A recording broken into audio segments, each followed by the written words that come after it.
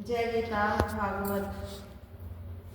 मैत्रेय जी बोले, हे विदुर, ऋषियों ने एक बहुत सुंदर और नीतिवान राजा उत्पन्न करने के लिए वेन की दाहिनी भुजा फिर मथी तो उसमें से एक पुरुष अति सुंदर, तेजस्वी, विशाल शरीर, लंबी भुजाएं वाला तथा एक रूपवती स्त्री, दो मनुष्य उत्पन्न हुए।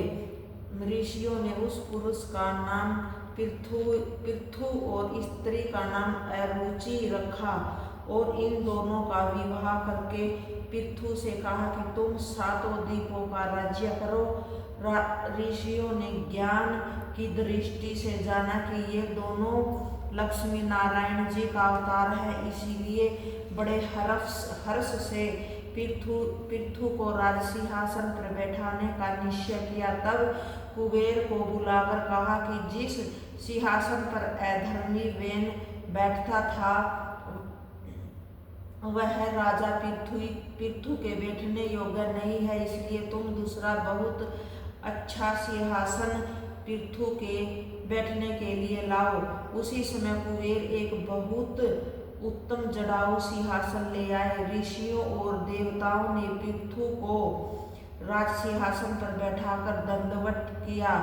वरुण देवता ने छतर, पवन देवता ने चमर, नाग देवता ने मणि, पृथ्वी ने खड़ाऊ, सरस्वती ने मोतियों का हार, महादेव ने तलवार, विष्णु ने सुदर्शन चक्र, पार्वती जी ने ढाल, तत्वष्टा देवता ने रथ, अग्नि देवता ने धनुष बाण और समुंदर ने शंख लाकर राजा पृथु को भेंट किया। इसी तरह और सब देवताओं भी उत्तम उत्तम वस्तुएं लाकर राजा पृथु को भेंट दे गए।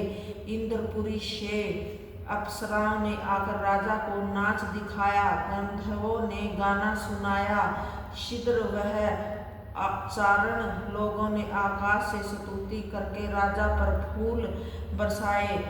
भांडों ने आकर राजा पृथ्वी की बड़ाई में प्रतापी राजाओं की उपमा दी। उनका वचन सुनकर राजा ने भाटों से कहा कि अभी तक मैंने कोई ऐसा काम नहीं किया, तुम लोग इतनी बड़ाई क्यों करते हो जिनमें कोई गुण नहीं होता। भाट लोग लोभ के वंश में उस मनुष्य की भी बड़ाई इंद्र के समान करते हैं। यह बात अनुचित है। जो मनुष्य अपनी बड़ाई सुनकर प्रसन्न होता है उसे मूर्ख समझना चाहिए।